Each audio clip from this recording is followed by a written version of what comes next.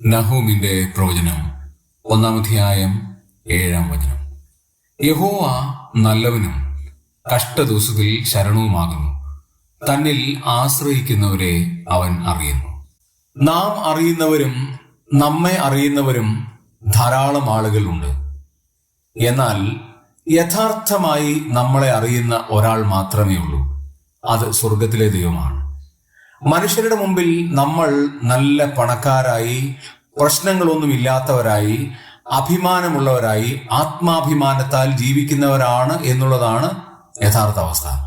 പലപ്പോഴും നമ്മുടെ ഒന്നുമില്ലായ്മ, നമ്മളുടെ സാമ്പത്തിക പരാധീനതകൾ ആരും അറിയുന്നില്ല. പക്ഷെ ദൈവം ഇവിടെ പറയുകയാണ്, യഹോവ നല്ലവനാണ്, കഷ്ടദിവസത്തിൽ ശരണവുമാണ്, തങ്കൽ ആശ്രയിക്കുന്നവരെ അറിയുന്ന ദൈവമാണ്. നിന്റെ എല്ലാ വിഷമങ്ങളും, നിന്റെ എല്ലാ വേദനകളും, നിന്റെ എല്ലാ പരാധീനതകളും അറിയുന്ന ഒരു മഹോന്നതനായ ദൈവമുണ്ട്. മനുഷ്യർ അറിഞ്ഞു എന്ന് വരികയില്ല.